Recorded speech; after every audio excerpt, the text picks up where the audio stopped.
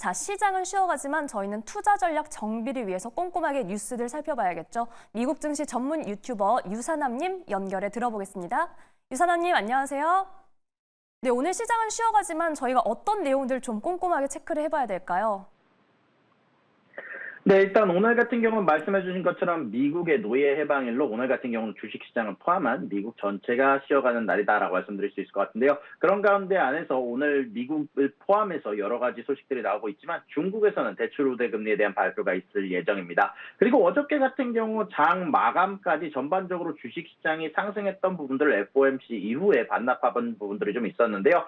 일단 미국의 중앙은행인 연준이 기준금리를 4회 연속 동결을 했습니다. 하지만 제롬 파월 연준 의장은 지속적으로 연설에서 앞으로 관세로 인한 물가 상승을 피할 수 없을 것이다라는 점을 분명히 했는데요. 연준은 정례회의를 마친 후에 기준금리를 현행 4.25에서 4.5%로 유지한다라고 만장일치를 결정한 이후에 점도표까지 이어서 발표를 했습니다. 이어진 기자회견에서 파월 연준 의장은 금리 향방에 대해서는 말을 아끼면서도 관세 정책의 영향만큼은 확실하다라고 강조를 했는데요. 파월 의장은 결국에는 관세 비용을 누군가는 지불을 해야 되며 그중 일부는 결국 최종 소비자에게 전가될 수밖에 없을 것이다라고 이야기하면서 이러한 상황이 다가오고 있다는 걸 알고 있으며 섣부른 판단을 내리기 전에 그 영향을 좀 더 지켜보고자 한다. 그러면서 지켜보는 기간이 늘어날수록 훨씬 더 좋은 판단을 내릴 수 있다는 점을 이야기하면서 주가가 하락하기 시작을 했는데요. 다만 연준 내부의 의견은 엇갈리는 모습이 좀 있었습니다. 현재 공개된 점도표에 따르면 연준 위원들의 올해 금리 인하 횟수는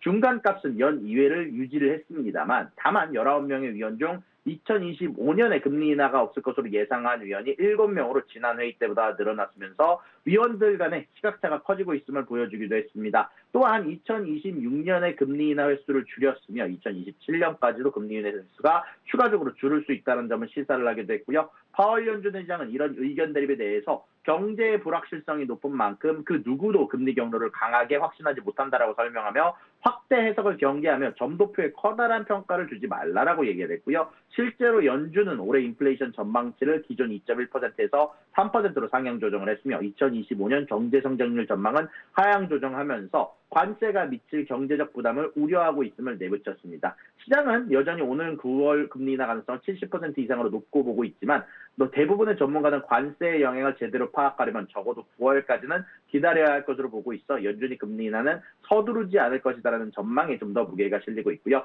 파월 연준 의장은 다음 주 의회 정원을 앞두고 있어서 연준의 향후 정책 방향에 대해서 더 구체적인 힌트를 얻을 수 있을지 시장에 관심이 쏠리고 있다고 할 수 있을 것 같습니다. 자, 그리고 그 다음 소식입니다. 방금 전에 속보를 전달해 주셨지만 미국 고위 관리들이 이스라엘과 이란 간의 교전이 격화됨에 따라서 이르면 주말에 이란에 대한 공격 가능성을 준비하고 있다는 소식이 그 전부터 전해졌습니다. 여기에 대한 가능성이 이제 더 높아졌다고 볼 수 있을 것 같은데요. 일단은 현지 시간으로 목요일 기준으로 이란이 발사한 미사일이 이스라엘 남부 소로카 의료센터에 떨어진 사건이 발생을 했습니다. 전쟁 발발 이후에 병원이 직접 타격당한 것은 처음 있는 일인데요. 다행히 미사일이 떨어지기 몇 시간 전부터 해당 부서의 인원들이 대피해서 경상자만 소수 발생했는데요. 이에 대해서 베냐민 네타냐후 이스라엘 총리는 이란 정권에 대해서 반드시 모든 대가를 치르게 할 것이다라고 하면서 강력하게 경고를 했고요. 이스라엘의 카츠 국방장관 역시 이스라엘에 대한 위협을 제거하고 이란 정권을 약화시키기 위해서 이란의 정부 목표물 그리고 전략 목표물에 대한 공격을 강화할 것이다라고 밝혔습니다. 특히 최고 지도자인 하메네이가 책임을 지게 될 것이다라고 얘기하면서 이란의 최고 지도자를 직접 거론하게 됐는데요. 아무래도 이러한 이스라엘의 발언은 전쟁 목표가 이란의 핵 프로그램 파괴를 넘어서고 있다. 이제는 정권 교체까지 확대할 수 있음을 시사하는 발언이 나왔다 보니까 여기에 대해서 전반적으로 전쟁의 확대를 예상을 하고 있고요. 특히 실제로 이스라엘 공군은 밤사이에 이란 내 이라크 지역의 비활성 원자로를 포함한 수십 개의 군사 목표물을 타격을 했으며 방금 전에 말씀해 주신 것처럼 이란 쪽에서도 반격을 통하고 있습니다. 한편 도널드 트럼프 미국 대통령은 며칠째 이스라엘의 이란 공격의 동참 가능성을 공개적으로 언급을 하고 있으며 어저께 기준으로는 어떻게 해야 할지에 대한 아이디어가 있다. 상황이 유동적인 만큼 현재 출진 준비는 모두 마쳤고 최종 결정은 마감 1초 전에 내리고 싶다라고 얘기하면서 언제든지 최종 결정을 내리면 참전할 수 있다는 점을 얘기를 했고요. 물론 외교적인 해결 노력도 계속되고 있습니다. 현재 이란의 외무장관은 소셜미디어를 통해서 이란은 외교에 전념하고 있으며 핵무기를 추구한 적도 앞으로도 추구하지 않을 것이다라고 밝히면서 아라그치 장관은 금요일 제네바에서 영국, 프랑스, 독일 외무장관을 통해서 핵 프로그램의 전쟁에 대해서 논의할 예정이라고 밝히기도 했습니다. 자, 그리고 마지막 소식입니다. 구글이 어저께 장 마감 이후로 갑작스럽게 떨어지기 시작하면서 많은 분들이 궁금하셨을 텐데요. 구글이 이후로부터 부과받은 거액의 과징금 처분에 불복해 소송을 벌여왔었는데 최종 판결을 앞두고 패소 가능성이 짙어졌다는 소식이 전달이 됐습니다. 약 우리 돈으로 한국 돈으로 6조 원에 달하는 기록적인 액수인데요. 현지 시간 기준으로 19일 유럽의 최고법원 유럽사법재판소에서 법무관이 구글의 상고를 기각해야 된다는 의견을 냈습니다. 일단 여기에 대해서 배경을 설명해드리면 2018년 기준으로 EU 쪽에서는 구글이 스마트폰 운영체제인 안드로이드의 시장 재배력을 남용했다라면서 43억 4천만 유로의 과징금을 부과를 했고 구글이 자사의 앱 장터인 플레이스토어의 사용 조건으로 구글 검색과 크롬 브라우저를 선탑제하도록 강요해 부당하게 경쟁을 제한했다는 내용인데요. 이후 구글의 항소로 인해서 EU 일반 법원에서 과징금이 약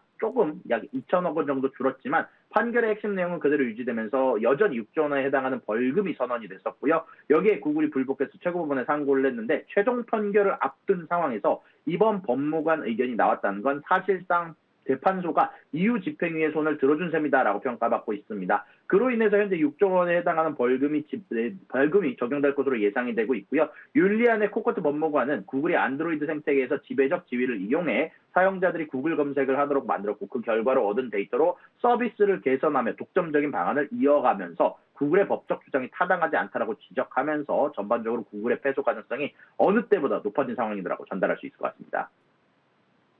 네, 간밤에 이 구글 알파벳이 장중에는 좀 보합권 움직임을 보였는데 말씀해 주신 것처럼 장 막판에는 1%대 내림세 훅 떨어지면서 이 173선의 거래 마쳤습니다.